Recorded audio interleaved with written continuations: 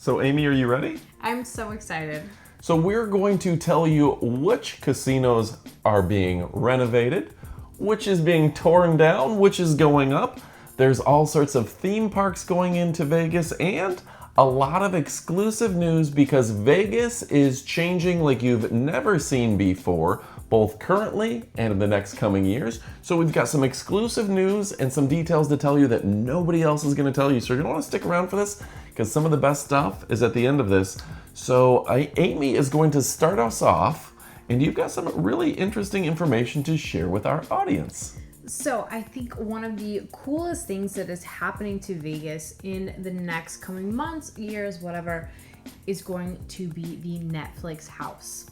So we've seen Netflix have a lot of pop-up stores, and we've been to them personally in LA and New York, even in Las Vegas, but the biggest one by far is set to open in the next year in Las Vegas, and it's going to be absolutely incredible. And one of the coolest things about this Netflix house, it's kind of like, you can think about it, if you've got like a Universal property or a Disney property, it's kind of like a theme park, but it's for obviously the Netflix IP. So it's really Stranger Things. Yes, Stranger Things, Squid Games, really, really fun opportunities. You can imagine that you can have for your own Netflix theme park. All of this is happening in the next couple of years. It's going to happen in Vegas, and the really cool thing about this is that it's completely free to enter the park. I did not know that. Yeah, and all of the experiences are going to be like add-ons. So you can see what's going on, you can see everything, and then maybe if you want to actually like play your Squid Games, you pay a la carte. If you want to go into a Stranger Things haunted house, you pay a la carte. That's my understanding of it, but I really, really like this model, and I think that's really cool, and I think that's going to be very, very fun.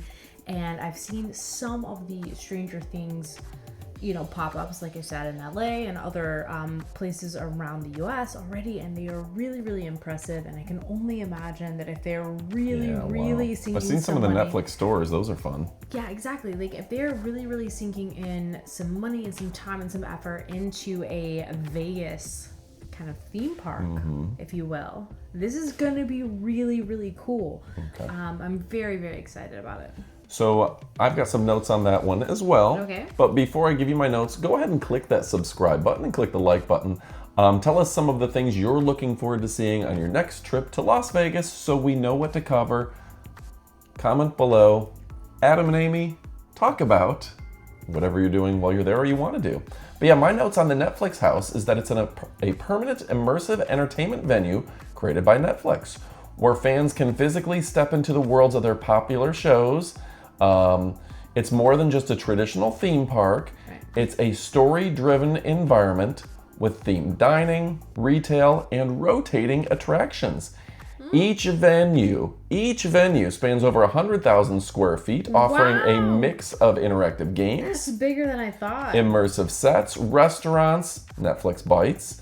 The first two locations will be opening in late 2025, but the Vegas location on Las Vegas Boulevard will be in 2027, a multi-floor retail and dining complex with strip access from the Waldorf Astoria. Oh, that's a beautiful hotel as well. Yeah, so they're doing some big things there. So yeah, very, very cool. Now, my big first what do you got? change to Vegas is that Universal Studios is putting together a horror house. Can you believe that? We love their horror nights in Orlando. Yeah. Amazing. So because of the success of Universal Orlando's Halloween Horror Nights, they've decided to expand that to a full-time year-round attraction. Totally makes sense to me. It literally makes them more money during the open months than the regular theme parks do. It's that popular. It's so good. So the four main houses that opened already, August 14th, 15th. Oh, I can't wait to hear about this. I don't know this. Universal Monsters.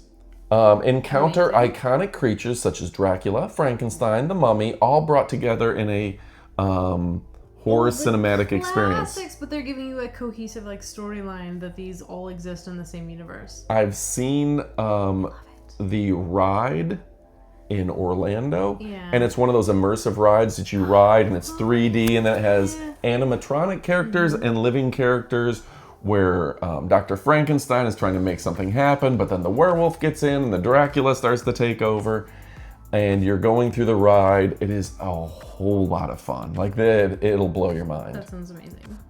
Then they have Blumhouse's The Exorcist, a chilling reimagining of the 2023 film. This haunt catapults you through a dynamic storyline unfolding in the eerie woods of an unsettling exorcism. Blumhouse, I know, is a little like they are unhinged, right? Like they're a lot. Yeah. So that's gonna be scary. There's also the Texas Chainsaw Massacre. Oh! Step into Leatherface's deranged legacy with all the dread of the classic horror film. That's fun. That is very fun. Scarecrow the Reaping, a brand new original concept featuring a cursed farmland and terrifying scarecrows seeking vengeance. So yeah, folks, if you're looking for a good haunt and a good scare, I remember going to Vegas and I loved Eli Roth's horror hotel that he did. Oh yeah. That was like right there off the strip, like above Walgreens or whatever that was. Yeah, it was a weird location. Yeah. I was the only one who loved it. That went out of business way too quick, so hopefully Universal Studios, who has a great track record with this sort of thing, will be able to bring people just off the strip to their themed park, if you will. That seems absolutely amazing to me. I'm so excited. But we have some other big renovations coming up. I know I've got some casinos coming up and down, and what do you have? So I'm going to talk about, like, let's look far into the future. Maybe not that far, you know, depending on how much you trust Elon Musk, honestly. Trust the Musk. And I don't trust him very much, so this may be 10 years in the future, or not at all, or it may be 6 months. We're not sure. However, Elon Musk has a company, and maybe you know about it, maybe you don't. It kind of is a lesser known Musk company called the Boring Company. We're not necessarily talking like a burrito boring. We're talking about like boring into the ground boring. Did you say burrito boring? A burrito, like the Spanish word for boring. but saying that I mean, maybe it is boring that it's like drilling into the ground. And what are they doing? He is trying to make some mass transit under the ground, kind of like some subway system, some really, really fast point A to point B kind of thing. Interesting. And Vegas is like ground zero for that. He's always been obsessed. Like, he's always said that like Vegas is like number one. They're very cool for this. Like, they're down. Like, that is my ground zero. That's my number one place that I want to that I want to do this. And that is really, really exciting to me, because I always thought that that could be really, really cool. And they're gonna do like a loop. And they've already said, like, kind of, you know, planned it out, that, you know, they're going to have, like, 90 plus stops on this. That's all underground. And if you could imagine... 90 stops? Yeah, that's crazy, right?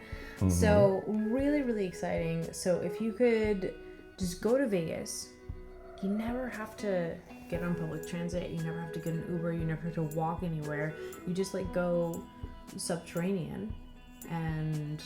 can go everywhere super, super fast. Like, I love the future of what Vegas could look like, because it could be a really, really cool city.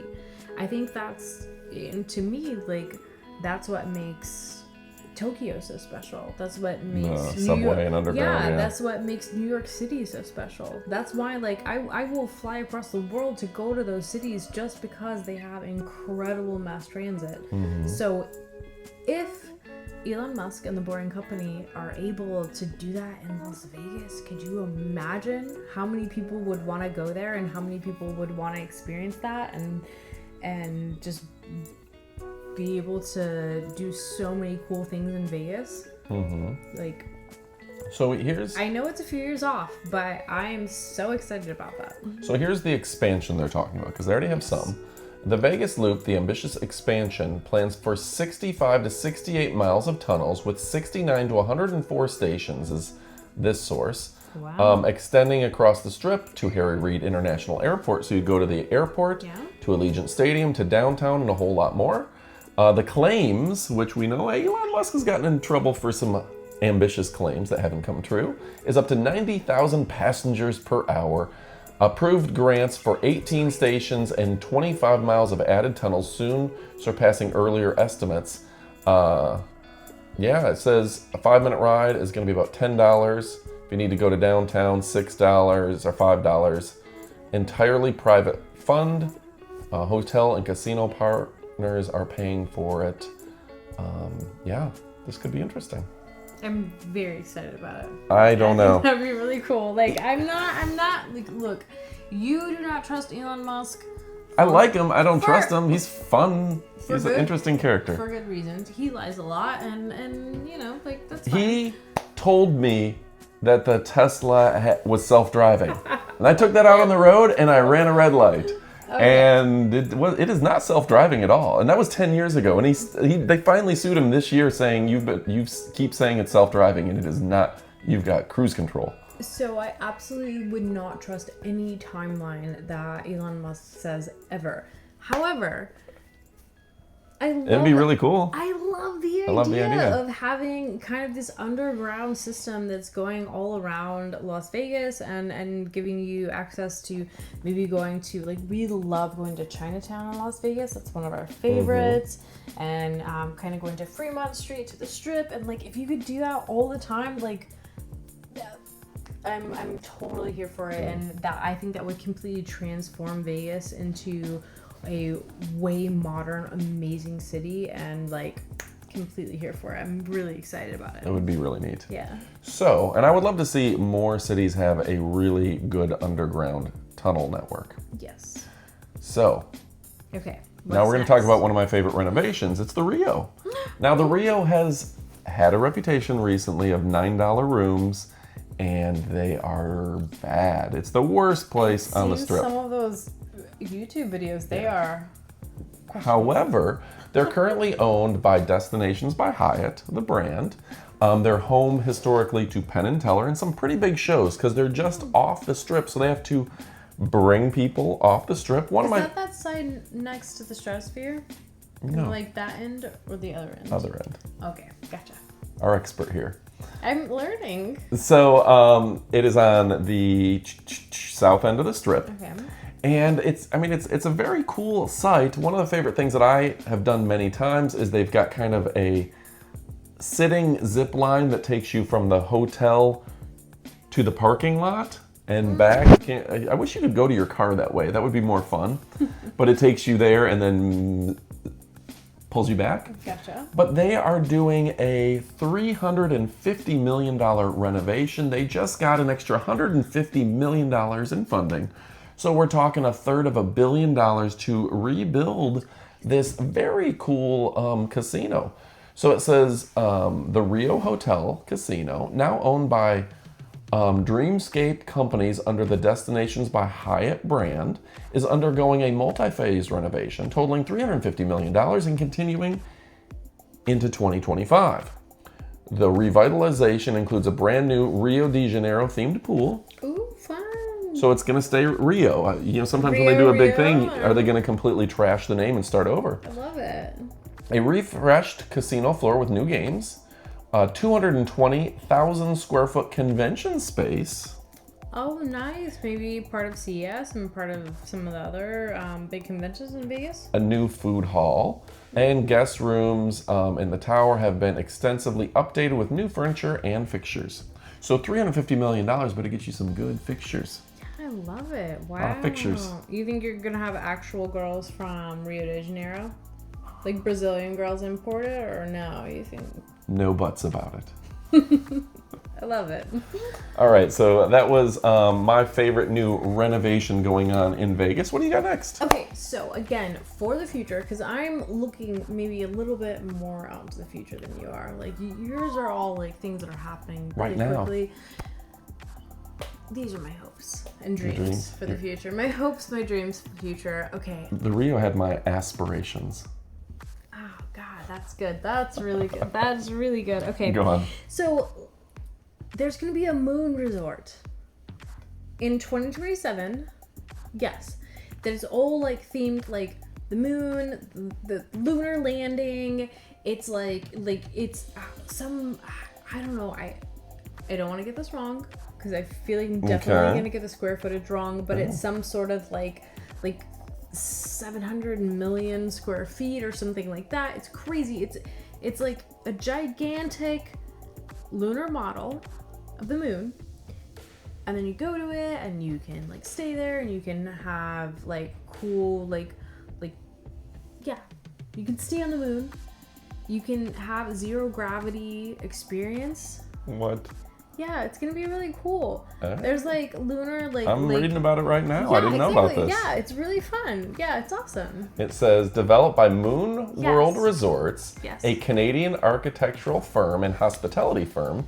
The resort is envisioned as a $5 billion, Yeah, no, it was a lot. Like I didn't want to say that. 5.5 million square feet complex moon replica, Yeah. approximately 700 feet tall. So this is an That's enormous what I was building. talking about. Yeah, it's crazy. 650 feet wide, and it's a 1/75,000th scale model of the moon. Yeah.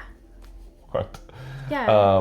And you can like take your like lunar your like little like car around the moon, and you can do your zero gravity stuff, and you can be in a spacesuit, and you can like stay on the moon, and you can see the moon, and that's The resort is just one that's the of vibe. 4 lunar themed properties planned globally, including the Middle East, China, and Spain.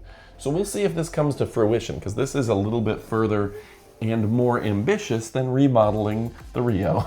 Well, I think they said 2027. Do you think Yeah, no, I mean- it's gonna happen? Like, I think it's in the works. Like, I think it's gonna happen. The project is still licensing and in planning stages, could proceed in pre-development with permits following a 48-month construction cycle. So 4 years of construction is what they suspect once it gets going. They're still probably getting funding for that $5 billion. That's Okay. phenomenal. Got some moons going on. All right. That's pretty cool. All So right. yeah, Vegas interesting. is so cool.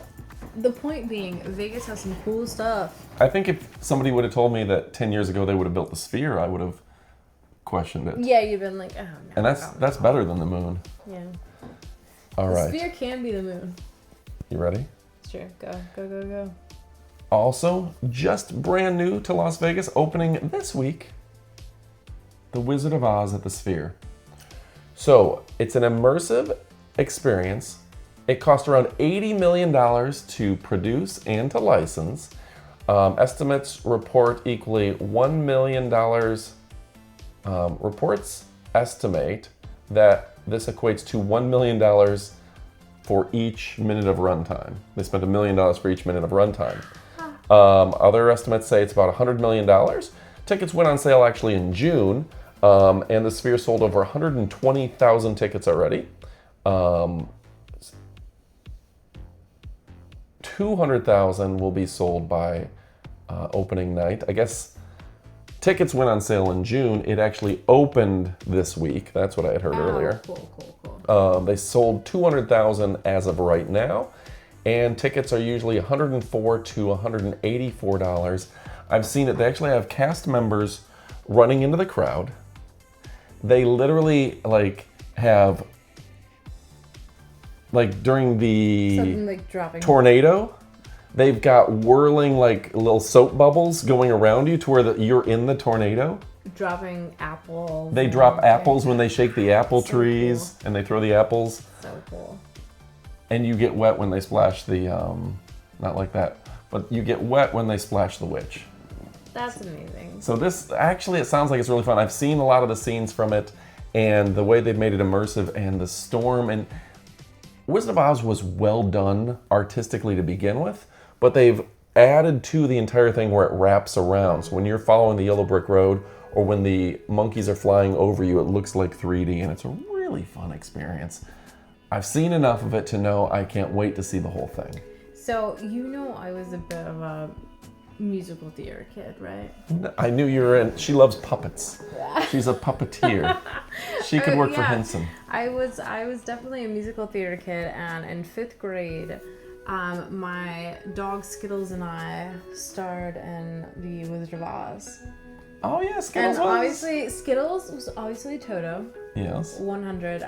Do you know who I played? Dorothy. Were you the wizard? Were you the scarecrow? The lion? It was definitely the Wicked Witch. You and your little dog I too. was 1,000,000% the Wicked Witch. Yeah. I forgot that. Yeah, I was the Wicked Witch. Skittles was Toto. It does. The Great. character traits aren't there.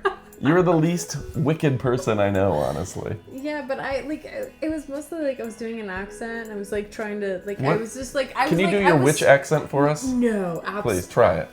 absolutely not. But I will tell Comment you. below if she should do her witch I will accent. tell you that like just because like I wanted to like prove my like acting chops that like I auditioned for the Cowardly Lion. Like that's who I really wanted. I really wanted to be the Cowardly Put Lion. him up. Put him Yeah, up. and they were like, this girl's unhinged. We'll make her the witch. Like, she's like, Put him up. She's a yeah. witch. Put him up. Yeah, I was like, witch. "Burn, Burn the witch. I was like, clearly she is able to. Did they throw water on you or was it confetti? It was water, yeah. It was a lot of water. We should reenact that. Yeah, it was great. Let us know if we should reenact that as a short. Yeah. Um. So anyway, Wizard of Oz, great. Love to see Oh, it. it's your turn. It's your turn. Okay. Wizard of Oz goes to. So biggest in and out in the world is going to be in Las Vegas. What? And I love that. In and out? Hamburgers. Yes. And if you haven't ever gone to In-N-Out, you absolutely should. It is a West Coast classic. Absolutely incredible. Really, really affordable, cheap prices. Incredible quality of food. Amazing service. And I think it's kind of just like a fun thing. Like, especially if you're like us and you're from the East Coast, you rarely ever get to go to an In-N-Out, and so when you do, it's either like in LA or maybe like I think there's like one in like Austin or something, but you know like Austin or like Austin or Albuquerque or something like that. But most of the time it's going to be somewhere on the West Coast, and so now they've built the biggest In-N-Out in the entire world, and it's gonna be in Las Vegas, and you're gonna absolutely love it. And so every time we go to Las Vegas, one thing that we love to do is to go to In-N-Out and get one of their burgers. They're super fun, and so I'm very excited to go to the biggest one ever, and I think everyone should be excited about that. We almost had In-N-Out Burger cater our reception for our wedding. Oh my goodness, except like... They bring an entire semi-truck which is awesome. to barbecue for you. It can be a couple grand, and you just say, hey, we're feeding 100 people, just keep the barbecue grills coming, and they'll bring the fries and the burgers and the Cokes. But unfortunately, the location of our reception did not allow a semi-truck from In-N-Out Burger to park there. So sad. So sad. That'd be fun. So Down with HOAs. Do you agree? So I checked the net to see what they got going on, and it says In-N-Out Burger is set to open the largest restaurant ever. Its largest restaurant ever in the Las Vegas Strip in 2026. It's going to be the centerpiece of the Boulevard, a 4,000 square foot mixed-use development center on Las Vegas Boulevard. Very cool. It's going to be approximately 10,520 square feet with 8,000 square feet of seating and 2,500 square feet patio. Open in 2026. The new In-N-Out Burger location is the largest in the world, surpassing the current location in Barstow, California. It underscores In-N-Out's continued growth and commitment to a presence in Las Vegas, nearly 35 years after entering the market. It looks awesome. When we went to In-N-Out Burger, a year ago, February, I think. January. Was that my first time going to In-N-Out Burger? Maybe. Wow. What's Regardless, that it was really? good. It might have Was been. Really? Wow. No, it's no In-N-Out's. You're a fan. You're a fan. You don't Huge even fan. historically you're not a burger I don't person, like but you love burgers, them. But they're great. They're amazing. You like burgers I like sometimes. them. Yeah. All right. So we've covered the boring company, and I wanted to give you something that's not boring. This is just a caveat. This won't count as an entire topic, but Bruno Mars is extending his residency. It says they've announced 2 concerts in his ongoing residency, Las Vegas Dolby Live at the Park MGM. He's performed over 100 shows since 2016, and he's extended his stay. Okay. I love Bruno Mars. I love his music. I think he's the perfect entertainer for Vegas because he just has so many like fun, happy songs. Totally somebody that you would like want to see when you go to Vegas. However, my only thing is like conspiracy theory. Is he only doing this because of gambling debt? Oh, he's got so much gambling debt. Is that true? Is that stuck there forever, Is right? that crazy? Is MGM just like? Do they just like? He sold his soul to the company store. He has to be there. Is that true? Like he just has to be there? Like I think is so, that yes. part of it? Because he's just like, no, 100%. I gambled all the gambling. Like Yeah. I did all the gambling. Makes $100,000 in a show and spends $200,000 at the tables, and he's gonna just be there forever. Is that true? I don't know. Like, Leave your comments. Am I being crazy? Or Also, not? it's interesting because my notes, and I copied and pasted from different news articles. Mm-hmm. Sometimes it says Mars, sometimes it says Mars. And I'm dumb enough to forget which one it is. I know it's Mars right now, but I will say Bruno Mars so many times, and someone in the comments will be like, it's Bruno Mars. And you are right. So, here's my new one coming to Vegas. It's called the Friends Experience from the TV show Friends. Oh, like with the orange couch and the thing and the whole situation?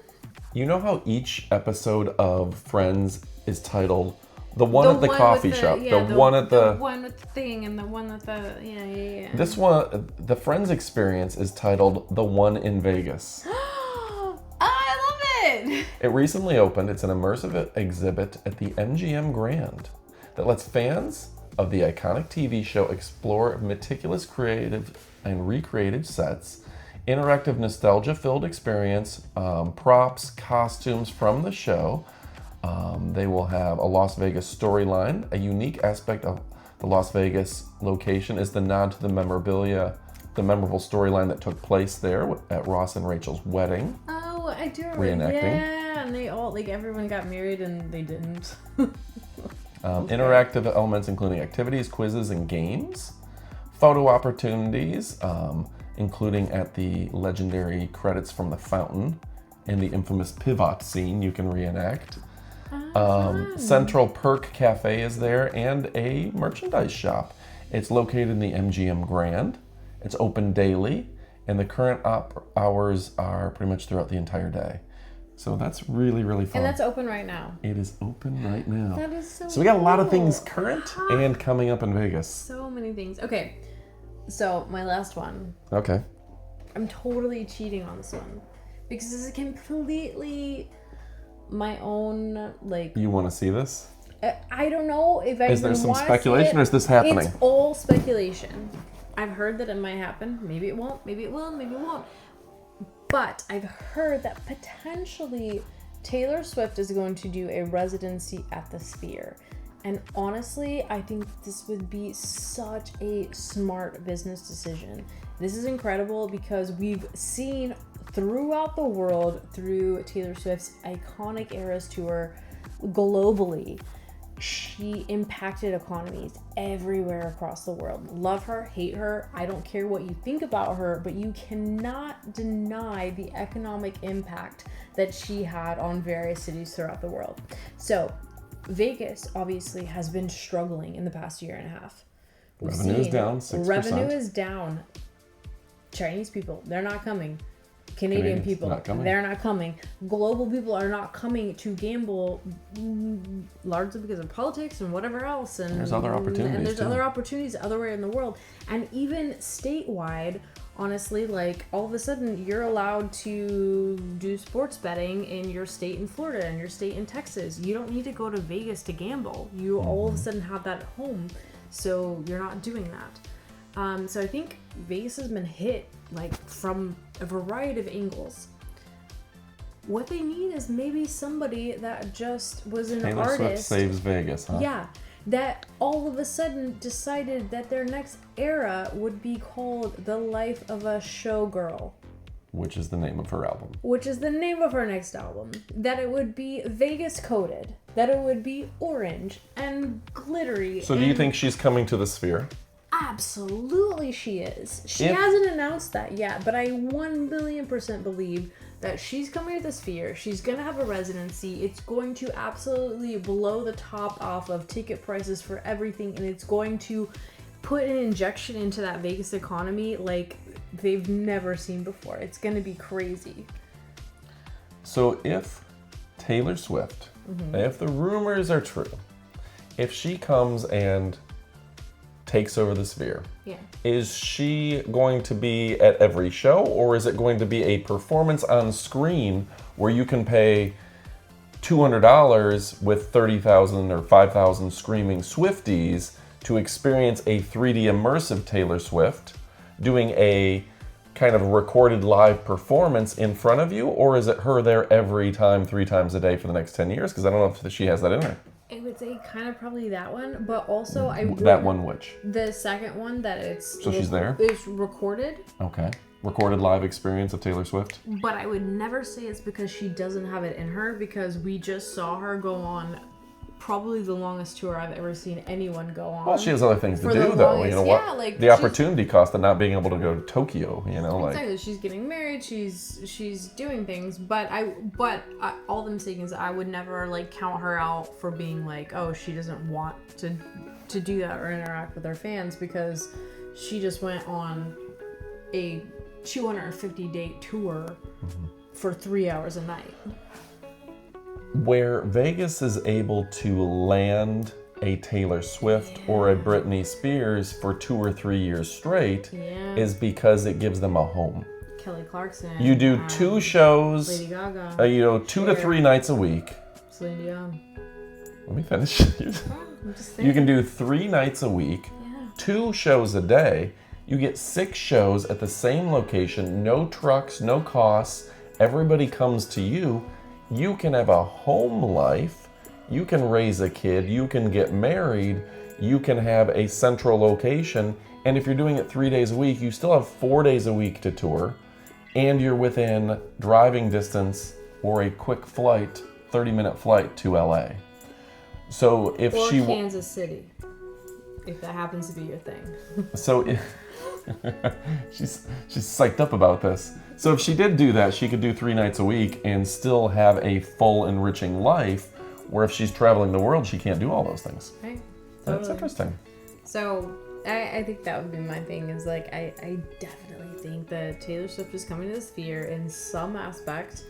Maybe, like you said, maybe it's a pre-recorded thing, or maybe it's a physical thing, but I think that as far as we're looking at like Vegas being revived, I think a big part of that is, I'd be willing to bet Taylor Swift is part of that rebranding, and it's coming. So for my last item, Okay. the Hard Rock. Ooh. The Seminole tribe of Florida has made a ton of money getting into sports betting and just doing a lot of stuff.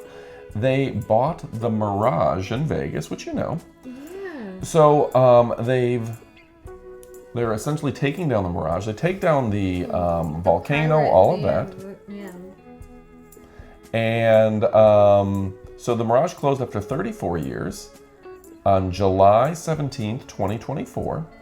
It's making a dramatic transformation. There's demolition, construction, and they're making their way to put a Hard Rock theme, including the guitar-style casino. So it's going to be one of those old school kind of themed resorts, which we haven't been doing much of lately. Everything is aria and things of the sort. Very sterile, yeah. So yeah, I'm very excited to see how that turns out. And with the Mirage coming down and Hard Rock coming in, I think that's fun to see a more themed resort coming back to Vegas, and maybe that will inspire some more creativity, because you can only have so many kind of bland luxury resorts that are glass skyscrapers. Totally agree. All right. Totally agree. Any others? No, I'm excited for that. That sounds really, really fun.